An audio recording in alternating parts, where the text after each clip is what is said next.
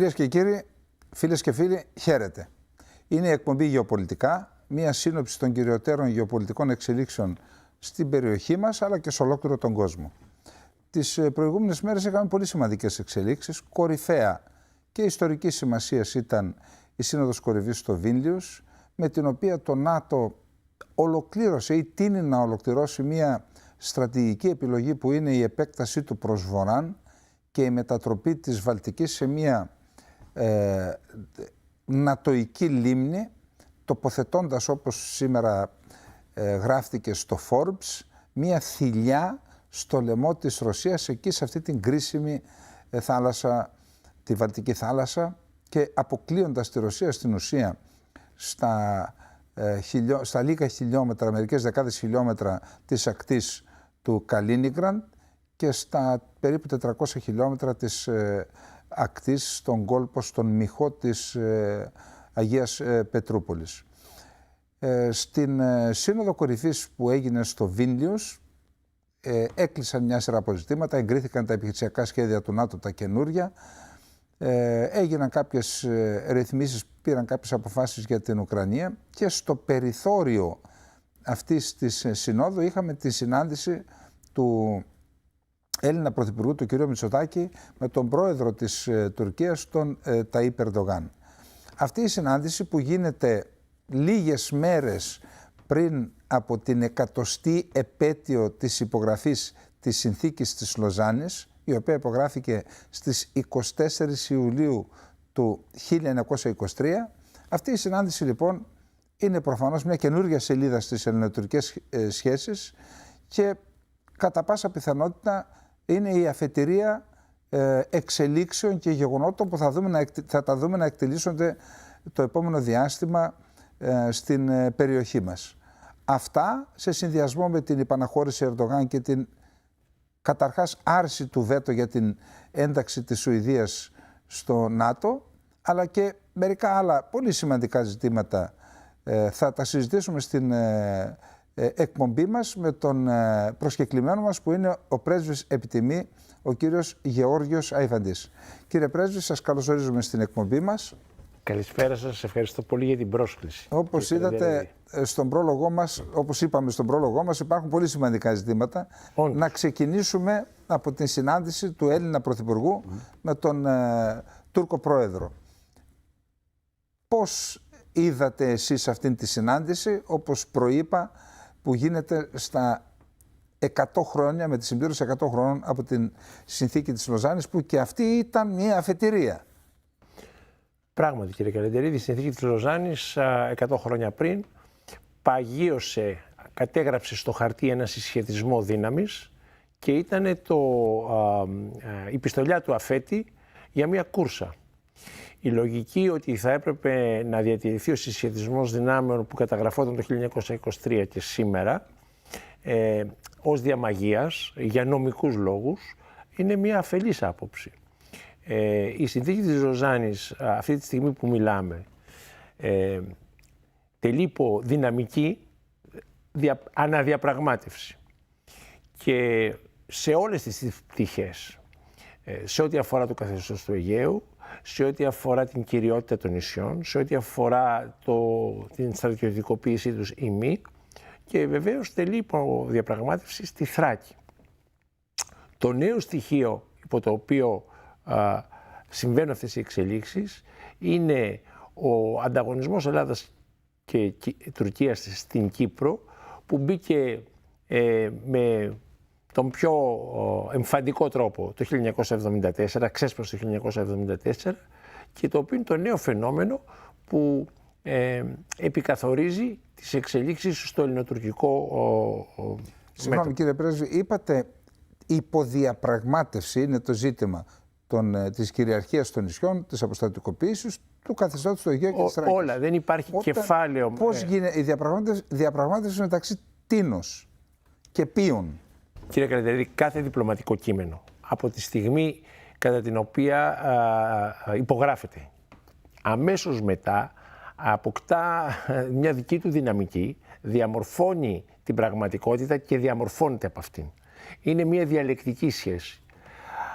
δεν είναι δύσκολο να το καταλάβουμε. Η συνθήκη της Λοζάνης απεικόνιζε το εξής, ότι η Ελλάδα έχει ισχυρό στόλο, η Τουρκία ανύπαρκτο, ότι η Τουρκία ήταν μια χώρα η οποία ήταν καθημαγμένη και η Ελλάδα επίσης, σε μικρότερο βαθμό όμως, γιατί δεν είχε υποστεί επιδρομή μέσα στο έδαφος της, ο πόλεμος δεν είχε λειτουργήσει μέσα στο ελληνικό έδαφος, στο σύνολο του ελληνικού εδάφους. Οι Τούρκοι δεν έπαψαν και ο όρκος του τουρκικού κοινοβουλίου πριν διαλυθεί, ο εθνικός όρκος για τη Μεγάλη Πατρίδα, δεν έπαψαν να έχουν αυτό ως όραμα, δηλαδή την αναδιαπραγμάτευση. Αν επιτρέπετε να πούμε στους τηλεθεατές μας ότι η συνθήκη της Λοζάνης ήταν η συνθήκη ειρήνης μεταξύ των νικητών του Πρώτου Παγκοσμίου Πολέμου και της ηττηθήσας. Έγινε το συνέδριο των Παρισίων, ξεκίνησε με τη συνθήκη των Βερσαλιών, ακολούθησαν οι συμφωνίες με την Αυστρία, την Ουγγαρία και τη Βουλγαρία, συνθήκη του Νεϊγή, και τελευταία έγινε η συμφωνία των Σευρών, η οποία δεν τηρήθηκε και η οποία υποκαταστάθηκε από τη συνθήκη της Λοζάνης. Ήταν λοιπόν, υπάρχει και μία ανορθοδοξότητα, δηλαδή ήταν η συνθήκη ειρήνης, συνθηκολόγησε η Τουρκία, δηλαδή δέχθηκε τη διάλυση της Οθωμανικής Αυτοκρατορίας, την ίδρυση ενός νέου κράτους στα όρια που είναι σήμερα και νικητές, η Ελλάδα ήταν ανάμεσα στους νικητές, ηττημένη η Τουρκία, όμως σε ένα μικρότερο πλαίσιο στα ελληνοτουρκικά ήταν ηττημένη η Ελλάδα και η νικήτρια η Τουρκία. Δεν υπάρχει δεν είναι ανορθόδοξο όλο αυτό το σκηνικό όπως στήθηκε στις διαπραγματεύσεις? Ανορθόδοξο δεν το συμμερίζομαι πλήρως, διότι απεικόνιζε την πραγματικότητα επί του πεδίου.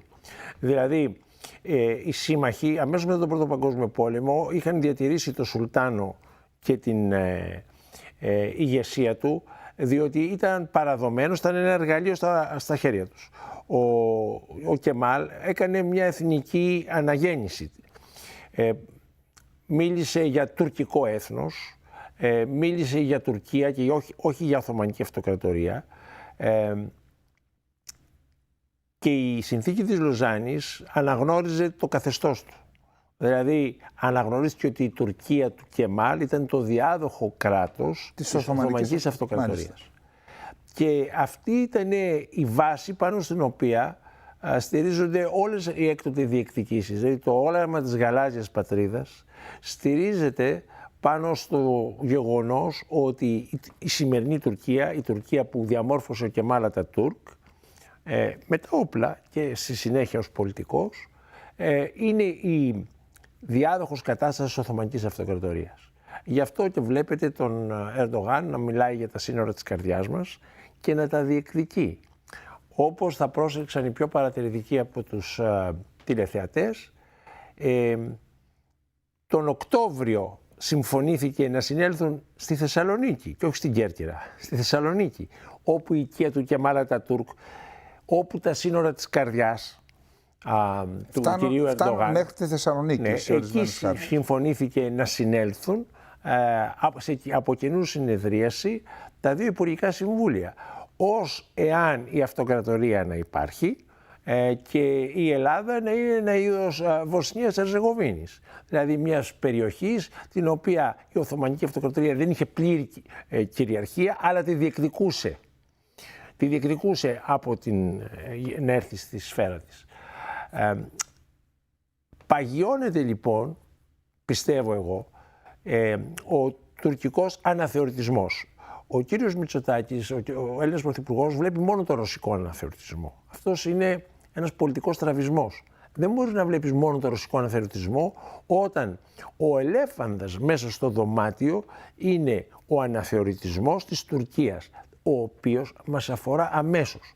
Δόξα ο Θεός, ο πρόεδρος Πούτιν δεν έχει μιλήσει ότι θέλει να ανακαταλάβει την Κέρκυρα, η οποία τελούσε κάποια στιγμή υπό ρωσική κυριαρχία, ήταν τμήμα της Ρωσικής Αυτοκρατορίας.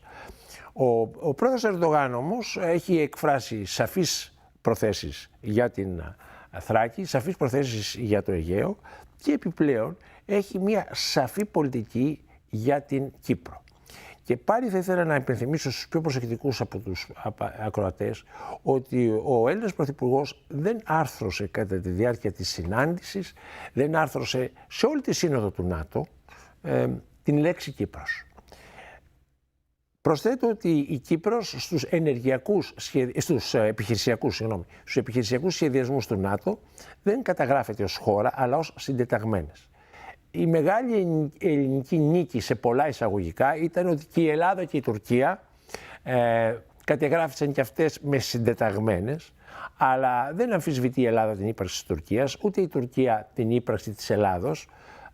Την ύπαρξη της Κύπρου όμως την αμφισβητούν. Αυτό είναι αποτέλεσμα εκβιασμού της Τουρκίας. Η Τουρκία είπε τα επιχειρησιακά σχέδια του ΝΑΤΟ δεν περνούν εάν αναφέρεται η λέξη Κυπριακή Δημοκρατία. Κύριε Πρέσβη, εδώ ρωτάτε... Ναι, αλλά με συγχωρείτε, η λύση που ευρέθη είναι σαν αυτό που λένε ορισμένες φεμινιστικές οργανώσεις, να υποχρεούται ο βιαστής να φορά προφυλακτικό. Δεν είναι πράγματα αυτά. Λοιπόν, δηλαδή η Ελλάδα έπρεπε να αντιδράσει για λόγους αρχής, διότι η Κύπρος είναι ελληνισμός και παρά τα όσα είπε ο κ. Γεραπετρίτης κατεβαίνοντας στη Λευκοσία, ότι οι Κύπροι από εδώ και στο εξής είναι μόνοι τους, η Ελλάδα θα αναπτύξει τις σχέσεις της με την Τουρκία και θα τις διαμορφώσει δίχως να λαμβάνει υπόψη τον κυπριακό παράγοντα. Αυτό ήταν το μήνυμα που πάγωσε όλους στην Κύπρο. Πιστεύω δηλαδή ότι αυτό το πράγμα οι Κύπροι έχουν εγκαταλειφθεί ουσιαστικά ή μάλλον για να εγκαταλείπονται. Δηλαδή είναι άλλο ένα κοίτε μακράν αυτό που συνέβη. Κύριε Πρέσβη, δεν αφορά μόνο την Ελλάδα. Υπάρχουν 30 χώρες που αναγνωρίζουν την Κυπριακή Δημοκρατία του ΝΑΤΟ και μία η Τουρκία που δεν την αναγνωρίζει. Η Ελλάδα, για λόγους που μόλις προαναφέρατε, δεν προέβαλε αντιρρήσεις για τους συντεταγμένες. Οι άλλες 30 χώρες δεν σέβονται τον εαυτό τους. Γιατί υποχωρούν έναντι των εκβιασμών. Δεν έχει σημασία που δεν τους αφορά. Είναι Έλληνες και κατά μείζωνα λόγο η Ελλάδα... Μα σαφώς η Ελλάδα έπρεπε να πει. Συνεπώς μην περιμένουμε από τους Φιλανδούς ή μην περιμένουμε από τους Ισλανδούς να είναι πιο Έλληνες από ότι η Ελλάδα. Από τη στιγμή που η Ελλάδα δεν κοίδεται της Κύπρου, δεν θα έρθει να υπερασπιστεί την Κύπρο κανένας. Μην ξεχνάτε ότι στο ΝΑΤΟ μετέχει και το Ηνωμένο Βασίλειο, το οποίο είναι ο ιστορικός εχθρός της κυπριακής ανεξαρτησίας. Οι άνθρωποι την είχαν ως απικία τους. Ξέρετε, υπάρχουν ορισμένοι κυβερνητικοί που παρουσιάζουν την καταγραφή της Κύπρου, έστω και με συντεταγμένες, ως μια εθνική επιτυχία. Τι έχετε να πείτε γι' αυτό? Μα τώρα τα φλιναφήματα των κυβερνητικών φερεφώνων δεν βλέπω κι εγώ τους νεοεκλεγέντες βουλευτές οι οποίοι με τον ζήλο του νεοφωτίστου και του νεοεκλεγέντος όλα τα σφάζουν και όλα τα μαχαιρώνουν. Αυτό που διέπραξε η Ελλάδα έναντι της Κύπρου είναι όχι μόνο εθνική απρέπεια, αλλά θα το βρούμε και μπροστά μας. Με συντεταγμένες με του πολύ θα αρχίσει να αναφέρεται και η Λίμνος και τα άλλα νησιά που ενοχλούν την Τουρκία. Οι Αμερικανοί κάνανε μια συμβιβαστική πρόταση της συντεταγμένες μπροστά στην απέτηση των Τούρκων και στην άρνησή τους να εγκρίνουν τον οποιοδήποτε επιχειρησιακό σχεδιασμό του ΝΑΤΟ εάν αναφερόταν η Κύπρος. Δεν έχουν μόνο οι Τούρκοι βέτο στο ΝΑΤΟ. Βέτο στο ΝΑΤΟ έχουμε και εμείς. Συνεπώς και εμείς θα μπορούσαμε να πούμε ότι δεν πρόκειται να εγκρίνουμε τον επιχειρησιακό σχεδιασμό. Εάν δεν αναφέρεται η Κυπριακή Δημοκρατία. Εάν δεν έρθει το κάζους μπέλι, αυτό θα μπορούσαμε να το πούμε και για τα F-16. Συνεπώς... Όχι, υπάρχει και το θέμα των στενών. Εκεί η Τουρκία απέτησε, εξεβίασε το ΝΑΤΟ λέγοντας θέλω να αναφέρονται ως τουρκικά στενά, παραβιάζοντας τη συμφωνία που η ίδια συμφώνησε, τη συνθήκη του Μοντρέ που αναφέρονται ως στενά. Τουρκικά στενά είναι αυτό που λένε οι Αμερικανοί contradiction in term, δηλαδή εγγενής αντίθεση. Τα στενά είναι περιοχή στην οποία υπάρχει μειωμένη εθνική κυριαρχία και υπάρχει διεθνής έλεγχος. Γιατί αυτό? Γιατί έχουν κριθεί μετά τη συνθήκη της Λοζάνης και πριν τη συνθήκη της Λοζάνης όμως, ως θαλάσσια δίωδος, θαλάσσιος δρόμος. Διεθνή στενά. Διεθνούς σημασίας. Συνεπώς δεν υπόκεινται στα καπρίτσια, στα κέφια, στη διακριτική ευχέρεια του παράκτιου κράτους. Και γι' αυτό τη συνθήκη του Μοντρέ δεν την υπέγραψε η Τουρκία με τον Θεό, την υπέγραψε η Τουρκία με μια σειρά. Με όλες τις χώρες που υπέγραψαν τη συνθήκη του Λοζάνης. Ακριβώς. Άρα, όταν τα στενά, τα λες τουρκικά στενά, τι αναιρεί στο διεθνή τους χαρακτήρα. Είναι όπως μια τουρκική λίμνη, σήμερα αν θέλουμε την κλείνουμε, αύριο της ρίχνουμε άσφαλτο, βάζουμε γέφυρες, κάνουμε ό,τι νομίζουμε. Συνεπώς η Ελλάδα τελικώς εκεί θα όφιλε να είναι κατά της διπλής ορολογίας, η οποία τελικώς επελέγει. Δηλαδή, για όσους τηλεθεατές δεν το γνωρίζουν, στενά, σε παρένθεση τουρκικά στενά. Επειδή... Θα είχαμε, ξέρετε, αν βάζαμε κάποιες αντιρρήσεις, θα είχαμε πάρει και κάτι. Δεν βλέπουμε την Τουρκία. Η Ελλάδα έβαρε, λέει, αντιρρήσεις για το στενά, τουρκικά στενά, και πέτυχε τη διπλή ονομασία. Όμως... Με συγχωρείτε, είναι αυτό που να μην επανέλθω στο παράδειγμα, το είπα έτσι για να σοκάρω λίγο τους τηλεθεατές. Πραγματικά πώς θα αισθανόμασταν αν αυτό που λένε μερικοί φεμινίστρες, ότι οι βιασμοί συμβαίνουν διότι οι άνδρες είναι γουρούνια, αλλά τουλάχιστον τους υποχρεώσουμε να φορούν προφυλακτικό. Λοιπόν, εδώ υπάρχει ένα ζήτημα όμως. Αύριο μπορεί η Τουρκία να ζητήσει, επειδή ξέρετε εδώ και λίγα χρόνια απαιτούν τουλάχιστον στους τουρκικούς χάρτες και στην τουρκική ρητορική να αναφέρεται το Αιγαίο ως Ανταλάρ Ντενιζή, θάλασσα των νησιών.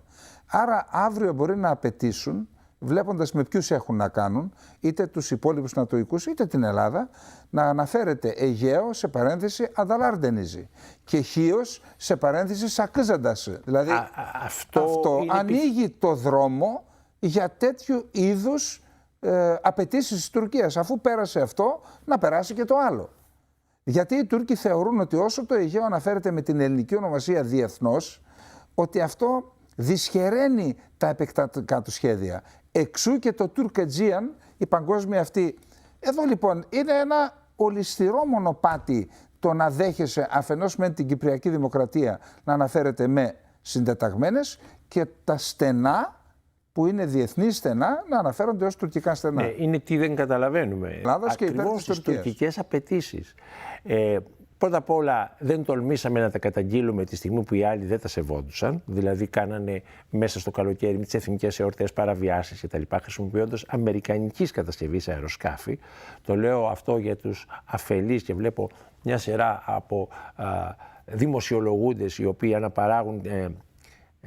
Δεν ξέρω, θα πρέπει να τους πληρώνουν πολύ λίγο για να το κάνουν τόσο άσχημα, χαμηλή ποιότητα κυβερνητική προπαγάνδα, μιλώντας για περιορισμούς που θα βάλουμε στην χρήση των τουρκικών F-16. Λέω κάτι πολύ απλό.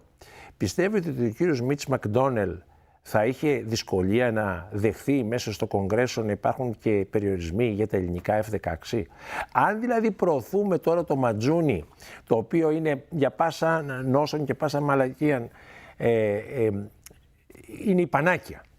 Εάν το προωθούμε τους περιορισμούς στη χρήση, θα μπουν και στα όπλα που θα πάρουμε εμείς, τα περίφημα F-35. Δηλαδή και αν θέλαμε να τα χρησιμοποιήσουμε και αν μπορούσαμε να τα χρησιμοποιήσουμε, δεν θα μπορούμε να τα χρησιμοποιήσουμε κατά νατοϊκού εταίρου. Άρα, επειδή τα όπλα τα παίρνουμε όχι για την άμυνα του ΝΑΤΟ, αλλά για την άμυνα της χώρας, και τη χώρα δεν την απειλεί η Ρωσία αμέσως, δεν την απειλεί η Κίνα αμέσως, την απειλεί αμέσως η Τουρκία. Θα πρέπει να είμαστε πολύ προσεκτικοί στο τι είδους πράγματα αγοράζουμε και τι όρους προωθούμε στην προσπάθειά μας να ικανοποιήσουμε τις απαιτήσεις της αμερικανικής πολεμικής βιομηχανίας εξόδης του Έλληνα φορολογούμενου. Εγώ είμαι υπέρ της απόκτησης οπλικών συστημάτων, αλλά οπλικά συστήματα δίχως όρους που να είναι λειτουργικά για την άμυνά μας. Πάντως, κύριε Πρέσβη, μπορούσαμε να βάλουμε βέτο, θα μπορούσαμε να είχαμε συνεργαστεί με τον γερουσιαστή Μενέντες και να λέγαμε ότι ο όρος για την πώληση των τουρκικών F-16 είναι η αποκήρυξη του κάζους μπέλι, το οποίο το τουρκικό κοινοβούλιο απειλεί την Ελλάδα με πόλεμο αν ασκήσουμε τα νόμιμα δικαιώματά μας, αυτά που έχουν ασκήσει οι Ηνωμένες Πολιτείες. Κύριε Πρέσβη, τόσο μυαλό υπάρχει στο Υπουργείο Εξωτερικών, αυτό που δεν υπάρχει είναι αντοχή. Δεν υπάρχει αυτό που λένε οι Αμερικάνοι guts. Ίσως και θάρρος. Πέστε μου λίγο, μία μέρα πριν την συνάντηση του Έλληνα Πρωθυπουργού με τον Τούρκο Πρόεδρο, το τουρκικό Υπουργείο Άμυνας, επισήμως του εκπροσώπου του, δήλωσε ότι, αφού χαιρέτησε αυτή την θετική πορεία των ελληνοτουρκικών, είπε ότι οι τουρκικές ένοπλες δυνάμεις θα συνεχίζουν να υπερασπίζονται τα εθνικά συμφέροντα και τα κυριαρχικά δικαιώματα της Τουρκίας στη γαλάζια πατρίδα. Είδαμε και ένα καινούριο όρο, στην πατρίδα των εθέρων, δηλαδή αυτή που βρίσκεται πάνω από την γαλάζια πατρίδα. Επίσης να προστατεύει τα δικαιώματα των Τουρκοκυπρίων στην Ανατολική Μεσόγειο και ζητά δίκαιη χρήση, καινούριος όρος και αυτός, του πλούτου του Αιγαίου. Τι έκανε δηλαδή το τουρκικό Υπουργείο Άμυνας? Έθεσε τους όρους και το πλαίσιο της συνάντησης του Έλληνα Πρωθυπουργού με τον Τούρκο Πρόεδρο. Δηλαδή θα ισχύσει η γαλάζια πατρίδα, θα ισχύσει το τουρκολιβικό μνημόνιο, θα ισχύουν οι 3 επιστολές με τις οποίες αμφισβητείται η εθνική κυριαρχία στα νησιά της Ελλάδας στον ΟΗΕ, θα ισχύσει η πολιτική των 2 κρατών στην Κύπρο, θα ισχύει το casus belli και από εκεί και μετά ελάτε να συζητήσουμε. Γιατί αυτό το αποδεχθήκαμε. Η Ελλάδα αντί να βάλει όρους, τους δικούς της όρους, έκλεισε τον καταβλισμό προσφύγων στο Λαύριο 2 μέρες, 3 μέρες πριν τη συνάντηση. Άκουσον με μία έφοδο στον καταβλισμό στις 3 η ώρα το πρωί, όπου ήταν 55 άτομα, τα μισά και παραπάνω ήταν παιδιά 2, 3 και 5 ετών, στην Ελλάδα της Δημοκρατίας. Εισέβαλαν μέσα στα σπίτια τους και έβγαλαν τα παιδάκια έξω, τα ξύπνησαν και ενώ άλλα είχαν υποσχεθεί, τους μετέφεραν στην Μαλακάσα μαζί με τους Αφγανούς και τους τζιχαντιστές, για να δώσουν μήνυμα ότι οι δικές μας προϋποθέσεις είναι αυτές. Κύριε Καλλιερίδη, με απογοητεύετε. Δεν βλέπετε την γλώσσα του σώματος στη συνάντηση των 2 πρωθυπουργών. Δεν βλέπετε τον κύριο Γεραπετρίτη, ο οποίος αστείζεται με τους Τούρκους ομολόγους του, με την τουρκική αντιπροσωπεία, λες και ανταμώνουν παλιόφιλοι που αποφοίτησαν από το ίδιο σχολείο. Συνεπώς, είσαστε σε άλλο μήκος κύματος από την κυβέρνηση. Αυτή η κυβέρνηση ήρθε για να δώσει. Και τώρα όμως βάζετε ένα άλλο θέμα. Συγγνώμη, για να δώσει με την υποστήριξη και τη συνενοχή της αντιπολίτευσης. Ακριβώς, με προλάβατε. Η δημοκρατία, για να υπάρχει ισορροπία, υπάρχει η κυβέρνηση η οποία διαχειρίζεται τις τύχες της χώρας, υπάρχει όμως και η αντιπολίτευση η οποία φέρνει μια ισορροπία. Σε όλα αυτά που λέτε και καταγγέλλετε στην ουσία, δεν ακούσαμε μία λέξη από τα κόμματα της αντιπολίτευσης, από όλα τα κόμματα της αντιπολίτευσης, εκτός και αν κάτι διαφεύγει της δικής μου προσοχής, το οποίο να βάζει ένα άλλο πλαίσιο ή να επιδιώκει ένα άλλο πλαίσιο σε αυτό που βλέπουμε να εξελίσσεται. Αντιπολίτευση. Άρα θέλω να πω ότι την μάχη των ιδεών, αυτό που λέει ο Γκράμψη, πολιτική ηγεμονία, οι σύμμαχοι και η Τουρκία, το έχουν πετύχει. Δηλαδή οι Έλληνες συμπεριφέρονται πριν τηθούν στο πεδίο της μάχης, το οποίο θα έρθει και αυτό, συμπεριφέρονται ως ηττημένοι. Δεν υπάρχει από την ελληνική πλευρά αντίληψη. Λέμε ότι το μεγάλο μας επίτευγμα είναι ότι δεν γίνονται παραβιάσεις στο Αιγαίο. Δεν γίνονται παραβιάσεις στο Αιγαίο διότι δεν σηκώνονται και ελληνικά αεροπλάνα να μετέχουν στις ελληνικές στρατιωτικές ασκήσεις. Οι οποίες δεν γίνονται. Οι οποίες δεν γίνονται και οι οποίες γινόντουσαν. Δηλαδή έχουμε αποδεχθεί αυτό το οποίο είχαμε απορρίψει επί παπούλια γελμάς, ότι ο 25ος Μεσημβρινός είναι το όριο των στρατιωτικών δραστηριοτήτων των 2 χωρών. Δεν οργανώνουμε ασκήσεις στα νησιά του Αιγαίου και αν τις οργανώσουμε θα είναι ασκήσεις με τμήματα πεζικού και μόνο, δεν θα είναι δηλαδή αεροπορία, δεν θα μετέχουν βαριά όπλα κτλ. Αυτά τα πράγματα γιατί τα λέω? Τα λέω γιατί, ξέρετε, οι διπλωμάτες οι οποίοι περατώνουν τη θητεία τους έχουν κάποια κοινά σημεία με τους αστυνομικούς της δίωξης ναρκωτικών που περατώνουν και μπαίνουν και αυτοί στη σύνταξη. Κάθεστε σε μια πλατεία με έναν πρώην αστυνομικό της δίωξης ναρκωτικών, εσείς βλέπετε διαβάτες να περνάνε, να κάνουν τη βόλτα τους, αυτός βλέπει χρήστες, εμπόρους, βαποράκια, εμπόρους, χρήστες, βαποράκια. Είναι λοιπόν μια επαγγελματική ασθένεια που σε ακολουθεί μετά, να βλέπεις τα πράγματα όπως είναι και όχι όπως χονδροειδώς θα πρέπει να πω, Μας τα παρουσιάζουν οι διάφοροι σιτιζόμενοι από την κυβέρνηση και από τις διάφορες λίστες, τους καταλόγους των επιχορήγησης των μέσων μαζικής ενημέρωσης. Αυτή είναι η πραγματικότητα. Έβαλε έναν όρο, κύριε Καλλιέρη, επιτρέψτε μου, έβαζαν έναν όρο οι ΗΠΑ να επιστραφούν οι S-400, να διαρρήξουν τις σχέσεις τους με τη Ρωσία κτλ. Έβαλε η Τουρκία, μιλούσε το θέμα με τη Φινλανδία και με τη Σουηδία, πήρε τα F-16. Έχει στα κουτιά και ανά πάσα στιγμή μπορεί να αναπτύξει τα συστήματα, τους S-400. Άρα ποιος έκανε πίσω, ποιος κέρδισε? Διότι ακούω τα ελληνικά ΜΜΕ και μόνο ο Ερντογάν έφυγε δαρμένος, ταπεινωμένος, στα γόνατα κτλ.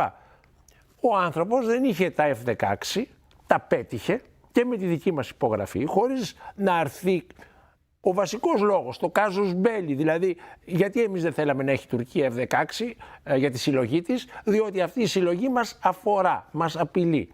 Και πώς εκφράζεται αυτή η απειλή, πιο πανηγυρικά από το casus belli δεν μπορεί. Αυτό λοιπόν το πράγμα δεν το ψελίσαμε.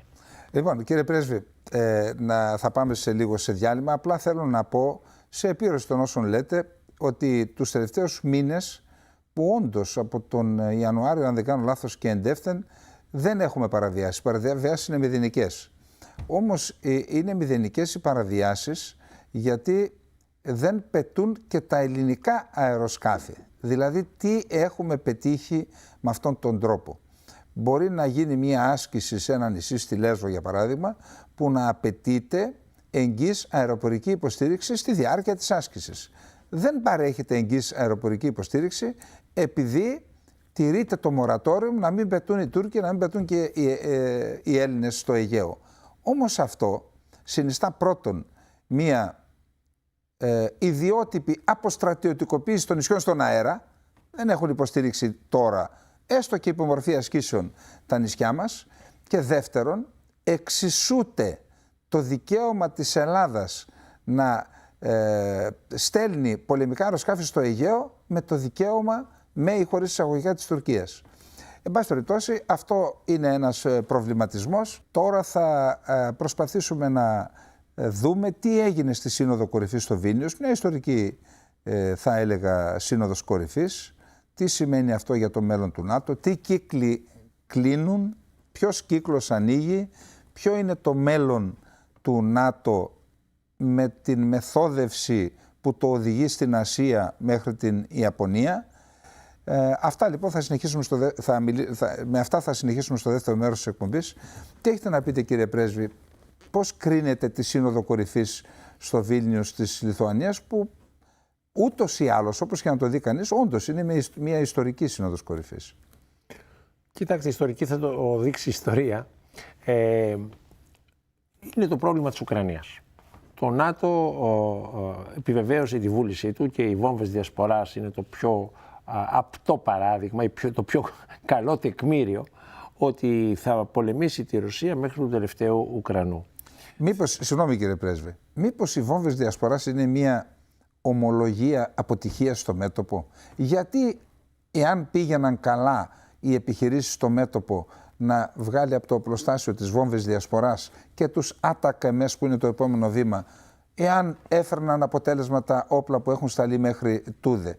Και μάλιστα είχαμε την κυρία Ψέκη, εκπρόσωπο του Λευκού Οίκου πέρυσι, που κατηγόρησε τη Ρωσία ότι αν χρησιμοποιήσει, που έχει στο οπλοστάσιο τις βόμβες διασποράς, αυτό συνιστά έγκλημα πολέμου. Και το έγκλημα πολέμου τώρα έρχονται να το κάνουν οι ΗΠΑ. Μήπως αυτό όμως είναι μια ομολογία αποτυχίας στο έδαφος? Κύριε Καλλιερίδη, θα επικαλεστώ την υπερτέρα ημών με ύψιλον γνώση στα στρατιωτικά θέματα. Η φτωχή μου αντίληψη λέει ότι όταν ραντίσεις ένα χώρο με βόμβες διασποράς, δεν είναι ο χώρος στον οποίο ετοιμάζεσαι να προελάσεις ή θα μπορέσεις να προελάσεις στο ορατό μέλλον. Άρα όταν ρίχνουν πάνω από τον Δνήπερο μέσα στον Ντονέτσκ και στο Λουγκάνσκ και στην περιοχή της Μαριούπολης αρχίζουν να ρίχνουν βόμβες διασποράς. Ο στόχος είναι ότι η ομολογία, η έμεση είναι ότι τα στρατεύματα τα ουκρανικά δεν θα φτάσουν εκεί, αλλά οι Ρώσοι που βρίσκονται δεν θα μπορέσουν να χρησιμοποιήσουν το έδαφος που κατέκτησαν. Άρα προετοιμαζόμαστε για μια σκληρή παρατεταμένη μάχη αμυντικών γραμμών. Η περίφημη ουκρανική αντεπίθεση δεν απέδωσε τα αναμενόμενα, δεν κατέρευσαν δηλαδή οι ρωσικές άμυνες και τώρα το ΝΑΤΟ προχωράει στο άλλο βήμα να καταστήσει το βίο αβίωτο στους Ρώσους στα εδάφη που βρίσκονται πίσω από τις γραμμές τους. Ο πόλεμος στην Ουκρανία είναι μια διαρκής αιμορραγία για τη Ρωσία. Όσο περνάει ο χρόνος τόσο πιο πολύ παρατείνεται η αδυναμία της Ρωσίας να τελειώσει αυτόν τον πόλεμο. Πιστεύω ότι αυτή τη στιγμή οι Ρώσοι είναι σε ένα δίλημμα πολιτικό και στρατηγικό.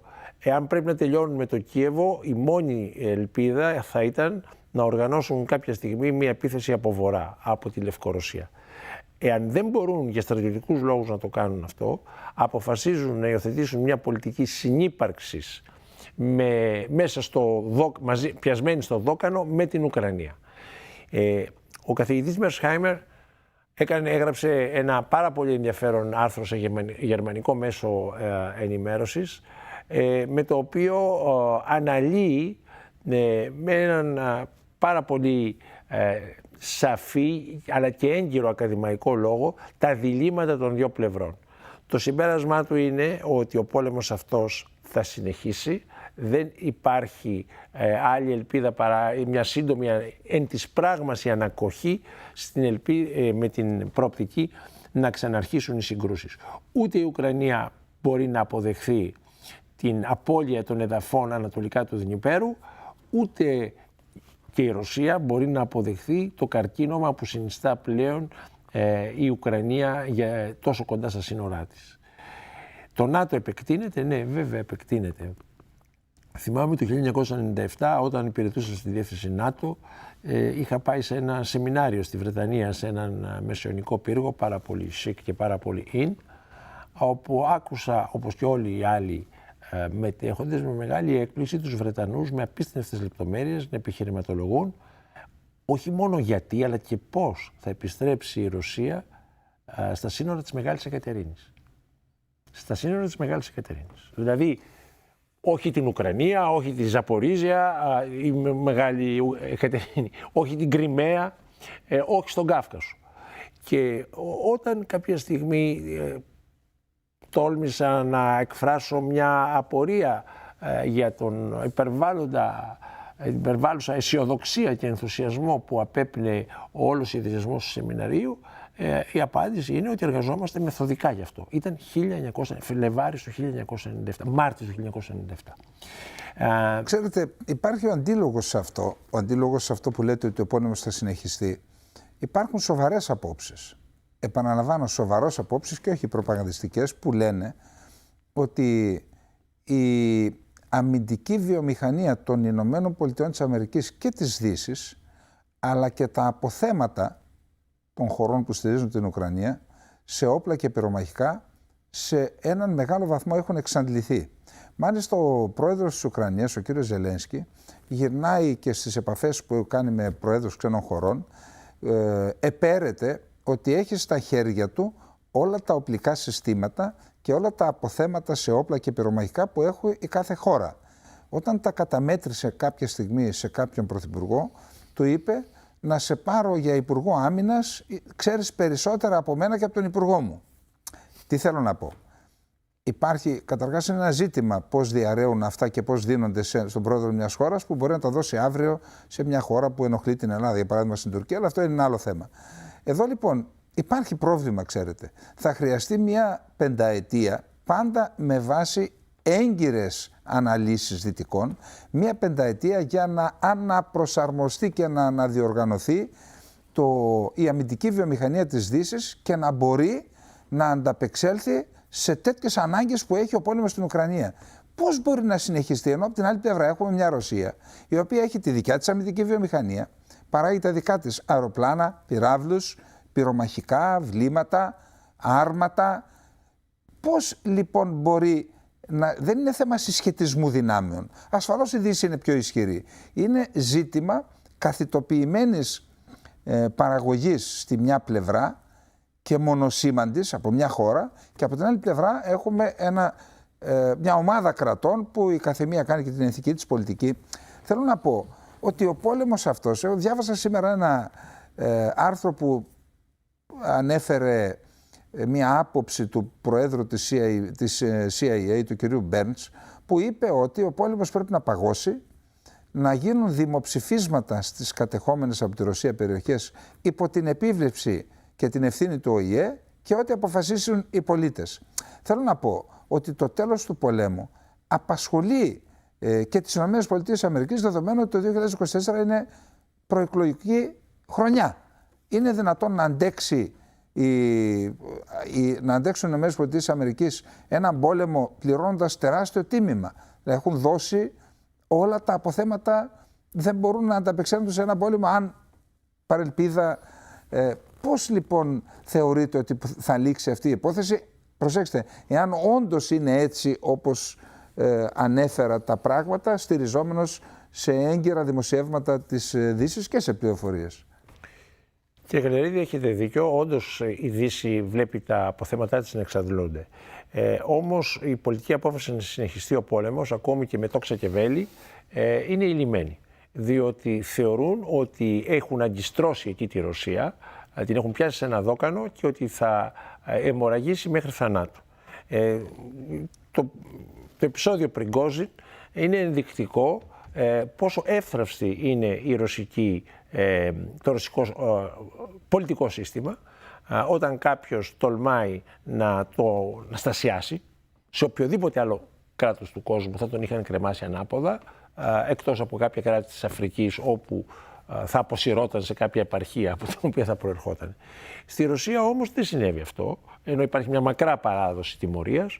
Ο Πριγκόζιν εξακολουθεί να κυκλοφορεί ανάμεσά μας. Δεν ξέρω για πόσο χρόνο. Συναντήθηκε με τον κύριο Πούτιν πριν λίγες μέρες. Δεν ξέρω για πόσο χρόνο, αλλά πιστεύω ότι η ζημιά έχει δώσει φτερά στους δυτικούς η κατάσταση. Όντως υπάρχει πρόβλημα εφοδιασμού. Μα πρόβλημα εφοδιασμού είχαν οι Ηνωμένες Πολιτείες όταν άρχισε και ο Δεύτερος Παγκόσμιος Πόλεμος, στον οποίο μπήκαν, πενθυμίζω, με ένα χρόνο καθυστέρηση. Ναι.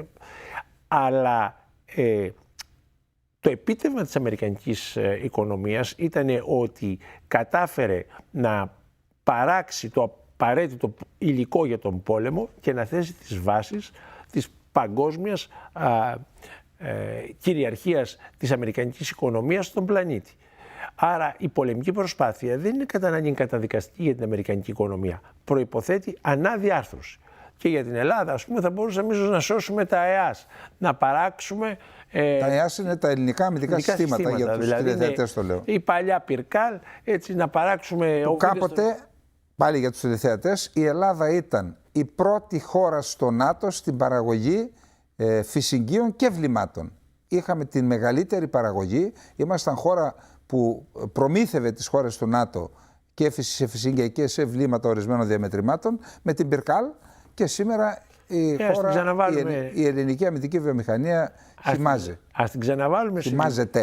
Ας την ξαναβάλουμε σε λειτουργία, εκτός αν το λόμπι των εισαγωγέων όπλων στο Πεντάγωνο και στην κυβέρνηση είναι τόσο ισχυρό που δεν επιτρέπει το αυτονόητο. Νομίζω ότι οι Αμερικανοί θα το σκεφτούν για μας, και όταν έρχεται κάτι από τους Αμερικανούς, αυτή η κυβέρνηση, όπως και οι προηγούμενοι, όπως και οι προπροηγούμενοι, δεν το συζητούν. Εκτελούν με στρατιωτική πειθαρχία. Συνεπώς, εγώ δεν βλέπω ότι ο πόλεμος θα σταματήσει επειδή δεν θα υπάρχουν πολεμοφόδια. Πιστεύω ότι θα χρησιμοποιηθούν και αγχέμαχα όπλα αν χρειαστεί. Ο πόλεμος θα σταματήσει όταν ο ένας από τους δύο αντιπάλους πάρει τόσο αποφασιστικό πλεονέκτημα που να απειλεί την επιβίωση του άλλου. Όταν δηλαδή το ρωσικό πολιτικό σύστημα απειλείται με κατάρρευση λόγω παρατεταμένης αδυναμίας να υπερισχύσει, ή όταν η Ουκρανία ξαναδεί τα ρωσικά στρατεύματα να ξαναμπαίνουν στο Κίεβο, αυτή τη φορά όμως μελετημένα και προετοιμασμένα. Δεν είναι κάτι ορατό. Θέλω να θέσω ένα άλλο ζήτημα. Ξέρετε, το δικαίωμα, ας το πούμε έτσι, χρήσης βίας είναι μονοπόλιο του κράτους. Το κράτος κρατάει αυτό το δικαίωμα να ασκεί χρήση βίας.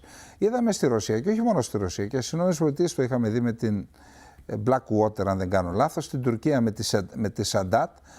Στη Ρωσία όμως το δικαίωμα αυτό εκχωρήθηκε σε μια ιδιωτική εταιρεία, η οποία προωθούσε τα ρωσικά στρατηγικά συμφέροντα στη Μέση Ανατολή, στην Αφρική, ακόμα και στη Λατινική Αμερική. Εν προκειμένου την είδαμε και στον πόλεμο της Ουκρανίας, και αναφέρομαι στη Βάγνερ, που δεν είναι μόνο αυτή. Υπάρχουν 40 ιδιωτικοί στρατοί στην Ρωσία. Αυτό λοιπόν, ένα κράτος το οποίο έχει αίσθηση της εθνικής ασφάλειας, Σοβιετική Ένωση και Ρωσία, μάλιστα αναπτυγμένη μεγαλύτερα από τις άλλες χώρες. Πώς έκαναν αυτό το στρατηγικό λάθος να εκχωρήσουν δικαίωμα μάλιστα σε τέτοια μορφή που μπορεί να προελάσει εναντίον της ίδιας της Μόσχας? Πώς το κρίνετε αυτό? Κύριε Καλετερίδη, είπατε στην αρχή κάτι το οποίο θεωρητικά είναι απόλυτα σωστό. Το μονοπόλιο της βίας το έχουν τα κράτη. Η ιστορία όμως είναι γεμάτη από παραδείγματα όταν μηχανισμοί μη κρατικοί, ανταρτικά κινήματα, μισθοφόροι έσπασαν αυτό το μονοπόλιο και αμφισβήτησαν το κράτος. Εδώ εκχωρήθηκε όμως με την άδεια. Εδώ εκχωρείται. Ναι. Θα πρέπει να έχουμε υπόψη ότι όλες αυτές οι ιδιωτικοί στρατοί στελεχώνονται από ανθρώπους οι οποίοι έχουν κάνει μία θητεία μέσα στον ρωσικό στρατό και παλιότερα στο σοβιετικό στρατό. Αυτοί οι άνθρωποι όταν φεύγουν και πηγαίνουν σε ιδιωτικές εταιρείες δεν χάνουν τίποτα από τις γνώσεις τους, απαλλάσσονται όμως της υποχρέωσης να πειθαρχούν. Γιατί ο στρατός, είτε τακτικός είτε άτακτος, στηρίζεται σε ένα σιδηρού, στην πειθαρχία. Και στην ιεραρχία. Και στην ιεραρχία. Ό,τι λέει ο διοικητής σου. Όταν πηγαίνεις σε ένα μισθοφορικό στρατό, μπορεί να είσαι πρώην αξιωματικός των ειδικών δυνάμεων, πρώην αξιωματικός του πυροβολικού, είσαι περίπου στο ό,τι λέει ο εργοδότης σου ή ο μελλοντικός εργοδότης, και η απόσταση μέχρι του ό,τι νομίζεις εσύ δεν είναι μεγάλη. Πιστεύω ότι είναι ένα μεταβατικό στάδιο, δείχνει μια αδυναμία του πολιτικού συστήματος μέσα στη Ρωσία. Μια αστάθεια δηλαδή. Μια αστάθεια, ναι. Θα επανέλθει. Το πρόβλημα της αστάθειας είναι ότι η βιομηχανική υποδομή της Ρωσίας δεν μπορεί να υπηρετήσει ταυτόχρονα και την ευημερία των πολιτών και τις απαιτήσεις των ενόπλων δυνάμεων. Οπότε το θέμα να διαλέξουμε. Επί Σοβιετικής Ένωσης δεν υπήρχε ευημερία των πολιτών, υπήρχε όμως επαρκής εφοδιασμός ή θεωρητικά επαρκής εφοδιασμός των ενόπλων δυνάμεων. Αυτό το πράγμα προσπαθεί να λυθεί τώρα με ευέλικτες μορφές στρατιωτικών εργαλείων, όπως είναι οι μισθοφόροι. Έχει γράψει ένα πάρα πολύ ενδιαφέρον άρθρο ο καθηγητής, ο κ. Γιώργος Μαργαρίτης, που αναλύει τη συμπεριφορά των μισθοφόρων στην Ιταλική Χερσόνησο, κατά την αναγέννηση. Είναι ένα σχολείο πραγματικά πώς συμπεριφέρθηκαν οι μισθοφόροι. Δεν θα συμπεριφερθούν και οι καινούργοι διαφορετικά. Αλλά καθήκον του ηγεμόνα, όπως λέει και ο Μακιαβέλη, είναι να τους πειθαρχήσει, να τους ελέγξει, και αυτό δεν γίνεται με το καλό. Λοιπόν, μια που μιλάμε για τη βία, να αλλάξουμε θέμα, να φύγουμε από τους πολέμους, θα μείνουμε στη βία. Παρατηρούμε, και ξέρετε, στην Ελλάδα κάποιοι, μεταξύ αυτών και ομιλών, είχαμε προειδοποιήσει εδώ και όχι μήνες, χρόνια, ότι αυτή η μη πολιτική, μη μεταναστευτική, η μεταναστευτική μη πολιτική της Ευρώπης θα οδηγήσει σε ανατροπές, ότι θα κινδυνεύσει και το ίδιο πολιτικό κατεστημένο στην Ευρώπη. Βλέπουμε στη Φινλανδία δεξιά και ακροδεξιά κυβέρνηση. Στη Σουηδία το ίδιο. Στη Γερμανία η εναλλακτική για τη Γερμανία, το EFD, είναι δεύτερο κόμμα μετά τους χριστιανοδημοκράτες. Στην Ιταλία ήδη έχουμε ένα δεξιά, ακροδεξιά. Είδαμε την κατάρρευση της κυβέρνησης Ρούτε και προηγούνται οι ακροδεξιοί. Και ενώ συμβαίνουν όλα αυτά, είδαμε την Ευρωπαϊκή Ένωση όταν απειλείται το κατεστημένο, το πολιτικό, να κάνει μια προσπάθεια για να υιοθετήσει μια νέα μεταναστευτική πολιτική. δίνοντας για πρώτη φορά βαρύτητα στο να χτυπηθούν τα κυκλώματα των διακινητών, αλλά να λυθεί, αν θέλετε, το πρόβλημα και στη ρίζα του, δηλαδή στις χώρες που δίνουν με διάφορες δράσεις. Και είδαμε, ενώ συμβαίνουν όλα αυτά, είδαμε αυτό το πρωτοφανές που συνέβη στη Γαλλία, δηλαδή να φλέγεται στην ουσία ολόκληρη η Γαλλία.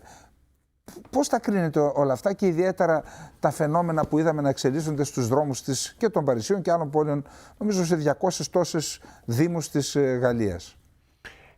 Οι Γάλλοι έχουν συσσωρεύσει στο πίσω μέρος της αυλής τους. Κάθε αυλή έχει, κάθε γαλλική πόλη στο πίσω μέρος έχει και τον γκέτο της. Δηλαδή χώρους όπου κατοικούν άνθρωποι μουσουλμάνοι ως επιτοπλίστων, προερχόμενοι από τις πρώην αποικίες της Γαλλίας και οι οποίοι δεν έχουν μέλλον.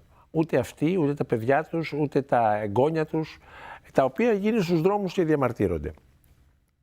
Άρα εδώ είναι ένα πρόβλημα της γαλλικής κοινωνίας και είναι ενδεικτικό τι συμβαίνει όταν παρκάρεις τους ανθρώπους και δεν τους αφομοιώνεις. Η πολιτική ορθότητα έλεγε ότι η Γαλλία αποδέχεται το Ισλάμ, σαν το γαλλικό κράτος είναι λαϊκό, δεν έχει σχέση με τις θρησκείες και μάλιστα ο γαλλικός στρατός ακόμη και στις κρίσιμες στιγμές, όταν ητάτο στον Dien Bien Phu, ας πούμε, υπήρχαν οι άδειες των ευρισκομένων μουσουλμάνων στον Dien Bien Phu για να πάνε να κάνουν το προσκύνημά τους στη Μέκα, έτσι, εξόδους του γαλλικού κράτους. Θα πρέπει να καταλάβουν πολύ καλά ότι η Ευρώπη έχει ανάγκη από μετανάστες, θα πρέπει να τους δεχθεί λογισμένα και πάνω στη βάση ότι ισχύει ο νόμος της χώρας, the law of the land. Έρχεσαι στην Ευρώπη, δεν μπορείς να κυκλοφορείς με μπουρκα, δεν μπορείς να επικαλείσαι τις θρησκευτικές σου, πολιτικές σου ή άλλες δοξασίες για να αμφισβητήσεις την ένομη τάξη του κράτους. Δεν μπορεί στη Γαλλία να συνυπάρχει η ένομη γαλλική τάξη με τη Σαρία. Κύριε Πρέσβη, λίγο όμως να πούμε και κάτι. Ότι αυτοί οι άνθρωποι πέρα από τις αποικίες προέρχονται και από χώρες οι οποίες έμειναν υπανάκτητες λόγω της εκμετάλλευσης που έγινε και από τη Δύση. Ότι έρχονται από χώρες που διαλύθηκαν από πόλεμο που προκάλεσε η Δύση. Μα προφανώς δηλαδή, η αποικιοκρατία ήταν η ύψιστη αδικία που έκανε η Δύση στον υπόλοιπο πλανήτη.